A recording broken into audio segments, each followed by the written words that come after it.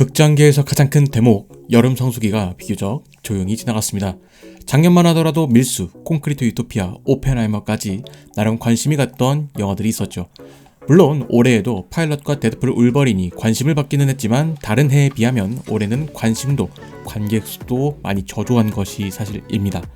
그리고 찾아오는 연휴인 추석에 개봉을 기다리는 한 편의 영화가 있습니다. 바로 베테랑 2입니다. 전작인 베테랑이 1000만 관객을 돌파하였죠. 당시 베테랑의 1000만 관객 돌파는 상당히 놀라운 성과였습니다. 영화가 개봉한 2015년 여름 성수기 당시에 암살이 조금 일찍 개봉하면서 상당한 흥행을 만들고 있었습니다. 이미 화제성과 관객을 선점한 암살이 1000만을 돌파할 것으로 예상을 했기 때문에 베테랑에는 큰 기대를 하지 않았습니다.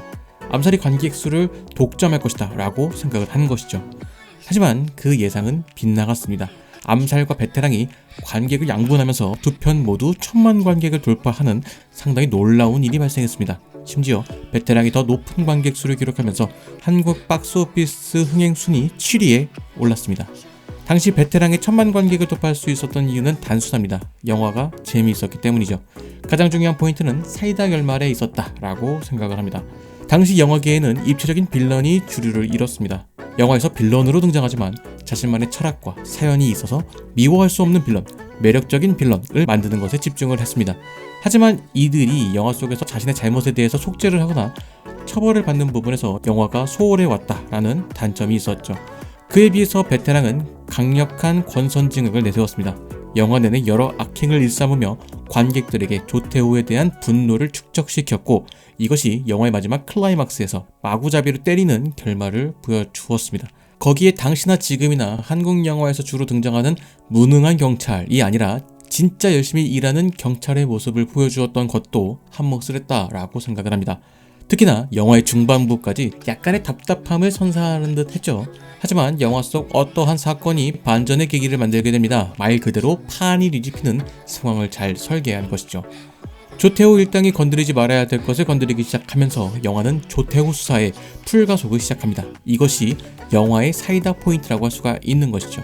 보시는 분에 따라서 베테랑이 범죄도시와 비슷하다라고 보실 수도 있을 것 같습니다. 엄밀히 말하면 범죄도시가 베테랑을 비슷하게 따라했다라고 볼 수가 있다는 것이죠. 저 개인적으로는 이번에 개봉하는 베테랑2가 80% 이상의 확률로 1000만 관객을 넘었을 것이다 라고 생각하는 이유 중 하나가 범죄도시와 연관이 있습니다.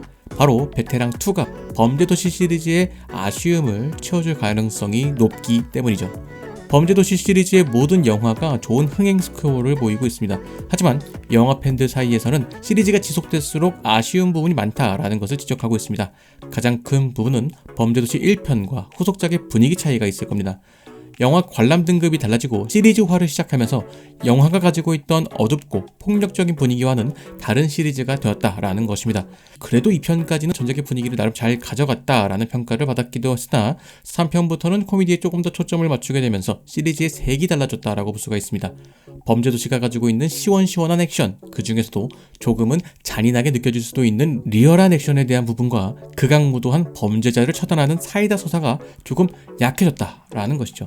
특히 3, 4편의 경우 영화 속 빌런이 일반 대중을 상대로 한 범죄가 아니라는 측면에서 관객들에게 직접적인 위협으로 다가오지 않는 범죄이기 때문에 몰입도에서 분명히 차이가 있을 겁니다. 장첸이나 강해상, 조태호와 같은 인물들은 일반 대중을 상대로 범죄를 저질렀기 때문에 관객들의 입장에서는 더더욱 몰입하게 되어 더 큰 분노를 만들 수 있는 것이죠. 그리고 이것이 베테랑2가 1000만 관객을 갈 수 있는 가장 중요한 포인트가 될 것 같습니다. 영화 개봉 전에 공개된 정보에 의하면 법이 제대로 처벌하지 못한 사람을 죽이는 살인자가 영화의 빌런이 될 것으로 보입니다.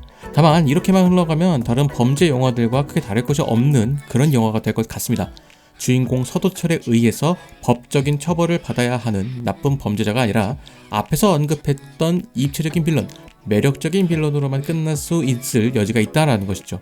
전작인 베테랑과 마찬가지로 이 빌런이 어떠한 계기를 통해서 선을 크게 넘는 사건이 발생하게 되면서 관객들이 가지고 있던 일말의 동정, 그래도 나쁜 사람을 죽인다 라는 참작할 수 있는 감정까지 모두 사라지게 만드는 포인트가 중요할 것이다 라고 생각을 합니다. 그리고 법의 테두리를 아슬아슬하게 넘나드는 사이다를 선사하는 것도 베테랑2가 해결해야 할 과제라고 생각을 합니다. 자, 무엇보다 베테랑2가 흥행할 수 있는, 더 나아가서는 범죄도시 시리즈가 흥행할 수 있는 가장 큰 요소는 최근 관객들의 인식 변화도 한 몫을 한다고 생각을 합니다. 과거에 비해 불확실성이 더 강해진 사회에서 안정적인 선택을 하는 관객들이 늘어나게 된다라는 것이죠. 물론 이러한 선택에는 티켓값 상승도 어느 정도 영향을 끼쳤다라고 생각을 합니다. 물론 티켓값을 내린다고 해서 극장계가 살아나냐, 영화계가 살아나냐 라고 보지는 않습니다. 이와 관련된 내용은 준비하고 있는 영상이 따로 있으니까 그 영상을 통해서 따로 말씀드리도록 하고요. 관련된 내용 짧게만 말씀을 드리자면, 불확실성이 강해진 사회에서 확실한 재미를 선택하려고 한다라는 것입니다. 이미 전작인 베테랑이 충분한 재미를 보였고 류승환이라는 훌륭한 감독이 있습니다. 이러한 점들이 관객들의 영화 선택에 조금 더 적극적일 수 있는 선택의 문턱을 낮추는 일이 된다라는 것이죠. 재미있을 가능성이 높은 그런 콘텐츠들을 선택하게 된다라는 것입니다. 그렇기 때문에 앞으로의 영화들은 보장된 재미가 있는 그런 영화들로 제작이 되어야 관객들의 선택을 받을 수 있다라는 것입니다. 자세한 이야기 추후에 제작될 영상에서 다뤄보도록 하고요. 자, 지금부터는 영화의 내용적인 면과는 조금 다른 이야기를 해보려고 합니다. 베테랑2는 영화 개봉일을 수요일이 아닌 추석 연휴가 시작되는 금요일로 잡은 것도 하나의 포인트가 될 것 같습니다. 이전에도 금요일 개봉을 선택한 영화들이 몇몇 있죠. 금요일 개봉을 선택한 이유를 추측을 해보자면 예매율 측면에서 우위를 가져가기 위함이 있을 겁니다. 영화가 무대 인사나 쿠폰과 같은 행사를 진행하는 이유도 순간적으로 예매율을 끌어올리기 위함입니다. 다수의 개봉작 정보들이 예매율 순위로 나오기 때문에 자사의 영화를 가장 상단으로 올리기 위해서는 개봉 전에 예매율을 끌어올리는 것이 중요합니다. 실제로 베테랑2도 꽤나 오랜 시간 예매율 1위를 하고 있었죠. 극장 어플 들어갈 때마다 베테랑2가 떠있는 것을 볼 수가 있습니다. 이 예매들을 수요일, 목요일로 분배하는 것이 아니라 주말에 모두 몰아 넣는다면 예매를 하는 예비 관객 입장에서는 사람이 꽉 찬 좌석도를 볼 수가 있는데, 이것이 상영관 확보나 관객들에게 인기 있는 영화라는 이미지를 심어주기에도 좋은 효과가 있습니다. 그리고 가장 중요한 이유는 입소문 리스크를 줄이는 부분이라고 추측이 됩니다. 이전까지 영화가 수요일에 개봉한 이유는 입소문이 형성될 시간을 만들어 그 입소문이 주말 관객들에게 긍정적인 영향을 끼치는 것을 고려해왔습니다. 물론 영화를 재미있게 만드는 것이 중요하고 제작진들도 재미있게 만들기 위해서 늘 최선을 다하고 있지만, 막상 이것이 공개가 되었을 때 관객들이 어떤 반응이 나올 것인지 이것은 예측이 안 되는 것이 사실이죠. 전혀 생각지 못한 부분에서 부정적인 반응이나 평가가 나올 수 있다라는 것입니다. 하다못해 미화 논란 이런 것들이 터질 수가 있다라는 것이죠. 그런 이슈가 발생했을 때 이슈가 퍼지기 전에 최대한 빠른 시일에 많은 관객 수를 불러 모으겠다라는 전략인 것입니다. 그런 측면에서 금요일 개봉이 리스크를 줄이는 선택이라고 볼 수가 있는 것이죠. 특히나 최근 CJ의 영화 상황들을 보면 리스크를 줄이는 것에 더더욱 집중할 수밖에 없습니다. 이것마저 실패하면 답이 없기 때문이죠. 입소문이 퍼지는 시간을 줄이더라도 리스크를 최대한 줄이겠다라는 것입니다.